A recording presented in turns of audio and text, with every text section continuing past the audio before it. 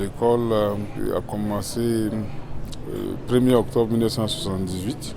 Bon, les difficultés sont énormes, que ce soit sur le plan matériel ou sur le plan de la sécurité même infrastructurelle.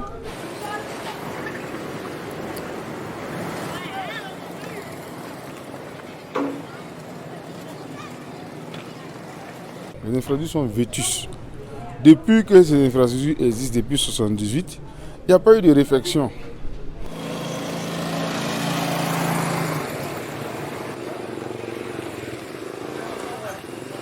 Bon, déjà, on n'a pas de clôture. Et le manque de clôture est un véritable problème pour nous, dans la mesure où c'est un passage pour tout le monde, pour n'importe qui.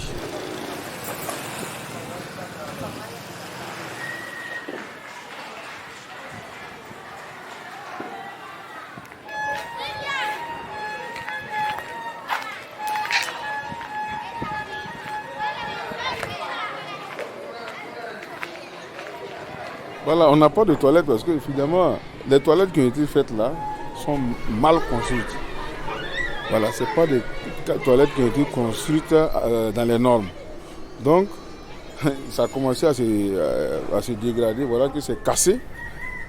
Et l'année dernière, il y a un élève qui s'est écroulé avec une dalle. Donc, ceux qui étaient là, qui ont été témoins de la scène, heureusement que les enfants ils ont eu des égratignures.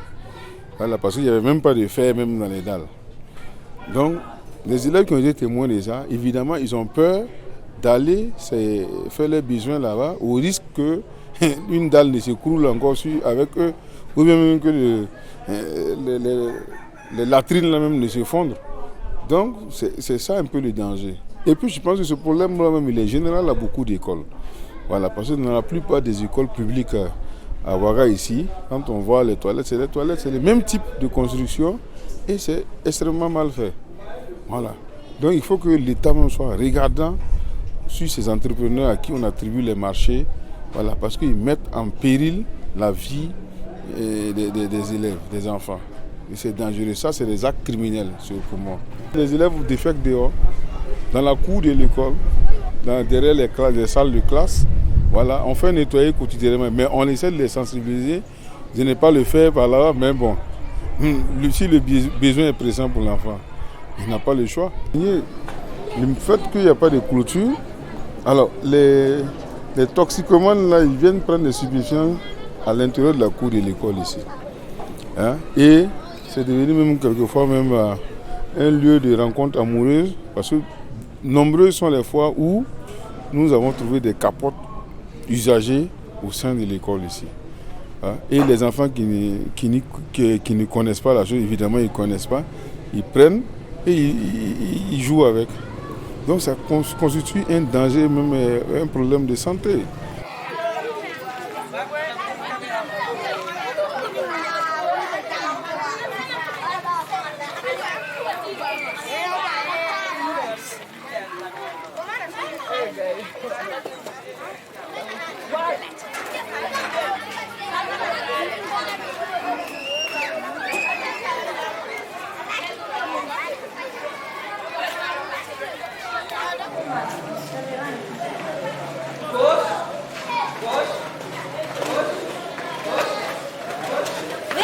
Et puis vous marchez comme ça.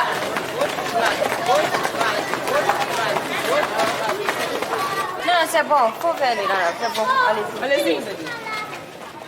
On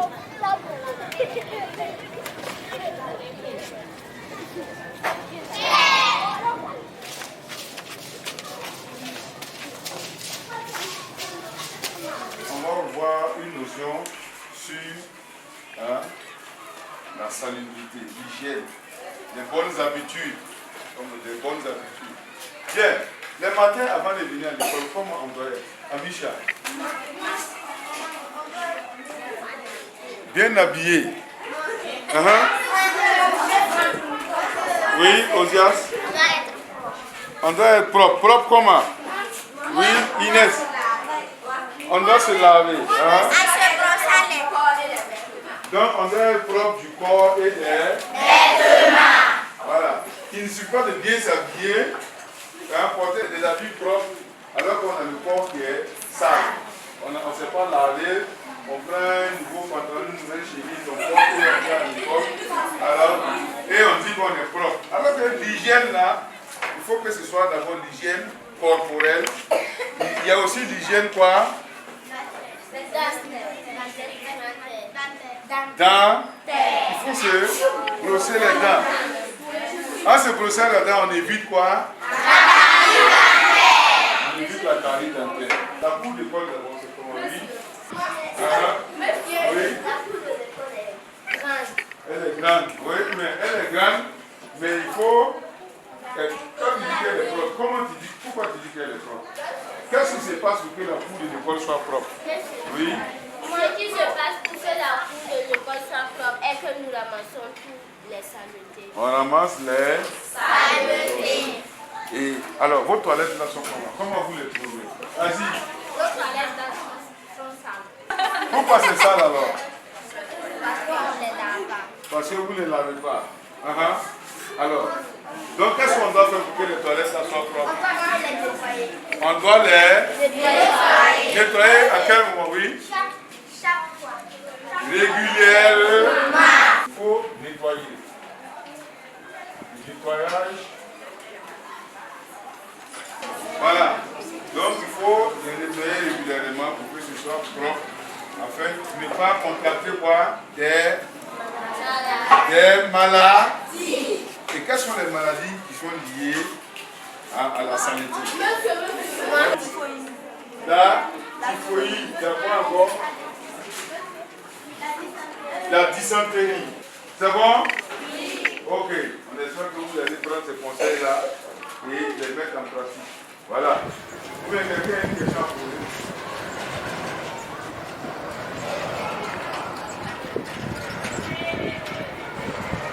Le problème d'hygiène, c'est problématique. Voilà, on n'a pas d'eau. Les élèves vont se laver les mains comment? Donc, ils vont faire les besoins, uriner sans se laver les mains. Voilà, ils vont prendre un repas, un morceau de galettes par-ci, par-là. Ils ne se lavent pas les mains. Donc, ça va constituer un problème de santé.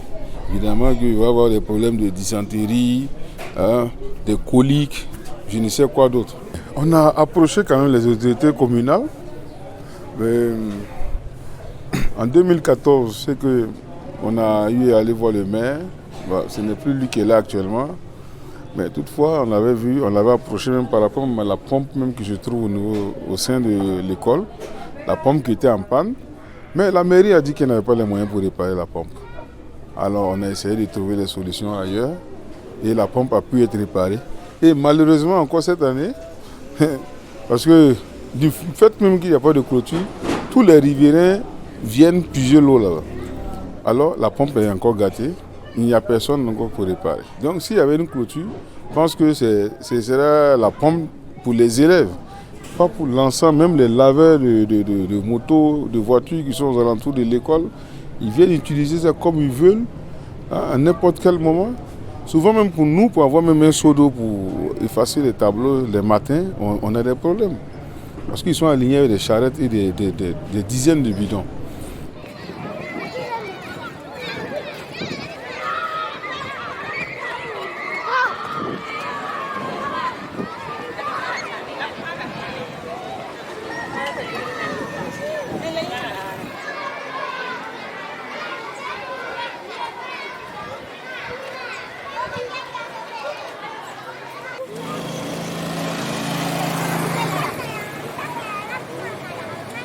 Les gens traversent la cour à n'importe quel moment et ça représente même un danger même pour les enfants. Les motos même pas souvent à grande vitesse à vivre à lui dans la cour, dans l'enceinte de l'école, au moment où les enfants sont sur le terrain pour faire leur sport.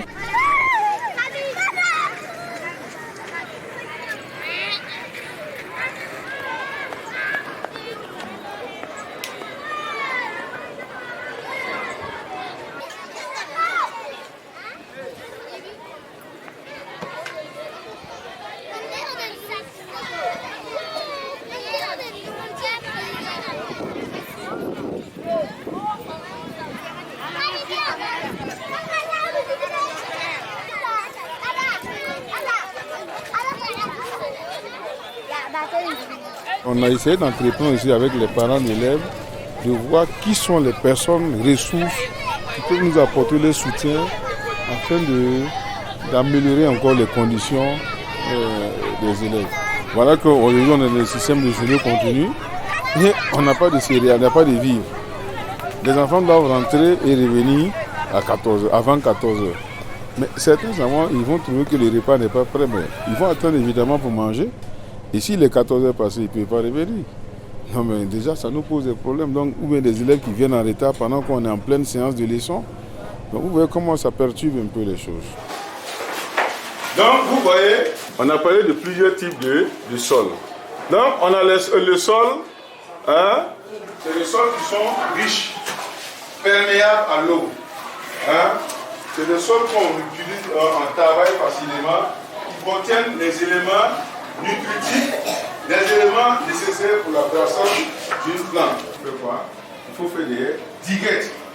Il faut faire des diguettes et également empêcher, il y a 3 éléments qu'on avait cités pour la lutte contre la dégradation des sols, la protection des sols. Il faut lutter d'abord contre les feux de brousse, lutter contre la coupe abusive des arbres et la divagation des animaux.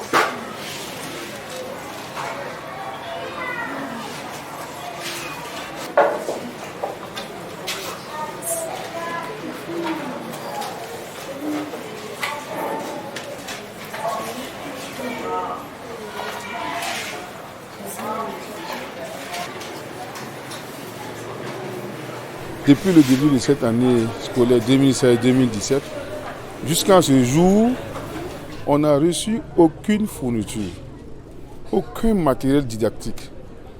Et avec ça, on doit travailler. Donc, le ministère, je ne sais pas, si c'est une rentrée scolaire qui les a surpris ou c'est quoi, bon, on ne sait pas. Donc voilà, de façon ramassée, quelques difficultés que nous rencontrons au sein de l'école ici.